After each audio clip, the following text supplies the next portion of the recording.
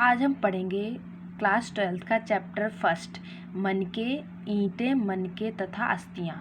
और ये चैप्टर है जो हड़प्पा सभ्यता पे ही है। इसका इसलिए सबसे पहले हम पढ़ेंगे हड़प्पा सभ्यता के सूत्र। हड़प्पा सभ्यता के सूत्र में है हड़प्पा सभ्यता की मोहरें, कांसे की मूर्तियाँ, पक्की मिट्टी की बनी हुई मूर्तियाँ, उत्खनन में पाए गए भवन और मानव कंकाल। ये उसके सूत्र हैं जो भी कभी कोई एग्जाम में पूछे जाते हैं। और नेक्स्ट क्वेश्चन में हम पढ़ेंगे, नॉर्मल है ये आपकी जानकारी के लिए सिर्फ, कि हम क्या पढ़ेंगे हड़प्पा सभ्यता के चैप्टर में। तो हम हड़प्पा सभ्यता का परिचय और अर्थ पढ़ेंगे और अन्य सभ्यताओं में उसका महत्व क्या क्या था, और हड़प्पा सभ्यता की खोज, हड़प्पा सभ्यता का विस्तार, हड़प्पा सभ्यता के प्रमुख काल और हड़प्पा सभ्यता की नगर योजना के बारे में हम पढ़ेंगे। और सभी हड़प्पा सभ्यता में पाए गए प्रमुख अवशेष जो मिले हैं वो हड़प्पा सभ्यता की अर्थव्यवस्था और कृषि व्यापार, हड़प्पा सभ्यता में धातुएं और हड़प्पा सभ्यता का सामाजिक और आर्थिक मान्यताएं क्या हैं वो सब पढ़ेंगे। और हड़प्पा सभ्यता की प्रशासनिक व्यवस्था के बारे में ही पढ़ेंगे।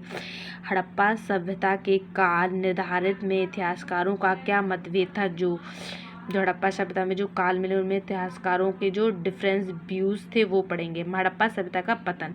अब हम इम्पोर्टेंट टॉपिक स्टार्ट करते हैं। हड़प्पा सभ्यता का परिचय।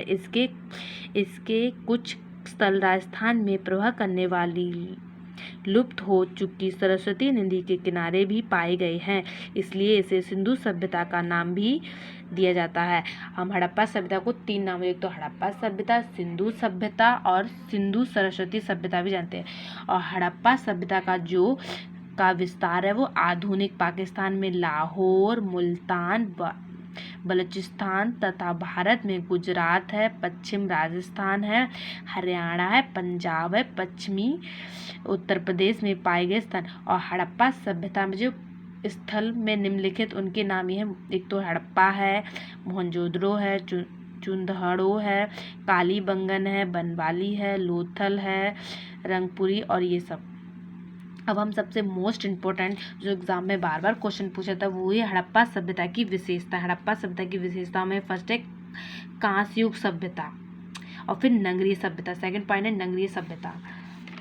और फिर इसके बाद योजनाबद्ध तरीके पर बनाए नगर का योजनाबद्ध तरीके पर नगरों का निर्माण। वो वहाँ के जो लोग थे वो योजना बना के नगरों का निर्माण करते थे। और चेस बोर्ड पर भवनों का निर्माण, पक्की ईंटों का प्रयोग, सफाई की विशेष व्यवस्था रखते थे। चौड़ी सड़कें और ढकी हुई नालियाँ, वहाँ की सड़कें चौड़ी थी और नालियाँ थी वो ढकी हुई होती थी। और नदियों के किनारे नगरों का निर्माण, वहाँ नदी को किनारे होता था जिससे कोई पानी की दिक्कत ना हो। और इसके बाद हम नेक्स्ट टॉपिक पढ़ेंगे वो हड़प्पा सभ्यता की नगर योजना। नगर योजना भी कहते हैं इसको और भवन भी कहते हैं। हड़प्पा सभ्यता के भवनों की विशेषताएं लिखने को बोले तो भी हम यही लिखेंगे, और ये क्वेश्चन अक्सर एग्जाम में आया है, इंपॉर्टेंट क्वेश्चन है। हड़प्पा सभ्यता की नगर योजना विशेष प्रकार की थी।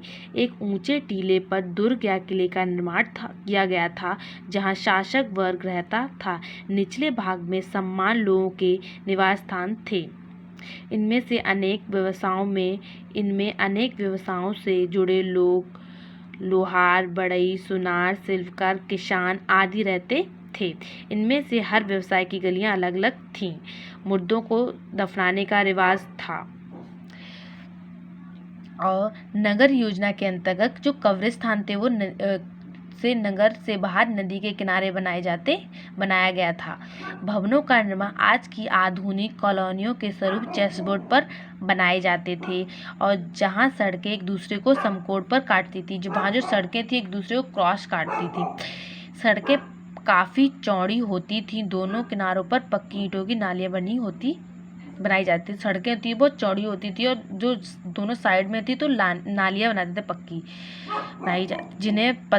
जिन्हें बड़े बड़े पत्थरों से ढका जाता था। जगह जगह सफाई के लिए मैनहोल्स बने थे। हर घर से नालियाँ निकलकर इन सड़क की नालियों से मिल जाती थी। शहर की नालियाँ आगे चलकर एक बड़े सीवर लाइन में बदल जाती थी। इस प्रकार नगर का सारा पानी नदी में डाल दिया जाता था। ये मोस्ट इम्पोर्टेंट क्वेश्चन है, तैयार करके जाना, एग्जाम में पक्का पूछा जाता है। और निवास स्थान, हड़प्पा सभ्यता का जो टॉपिक नेक्स्ट टॉपिक हो निवास स्थान। मोहनजोदड़ो में पाए गए विभिन्न भवनों में निवास स्थान स्नानघर दुर्ग महत्वपूर्ण थे। निवास स्थान में ये था, निवास स्थान की विशेषता ये है, इनमें छोटे और बड़े हर प्रकार के कमरे थे। मकान में श्याम कक्ष यानी बेडरूम, आंगन, रसोई घर, स्नानघर आदि सभी कुछ था। हर मकान में एक कुआं बना हुआ होता था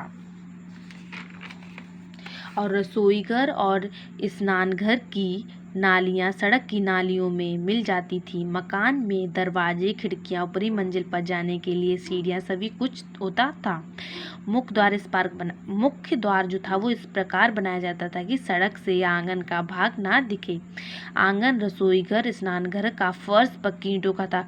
ये तो आंगन, रसोई इन सब का जो फर्श था वो पक्की ईंटों से बना हुआ था।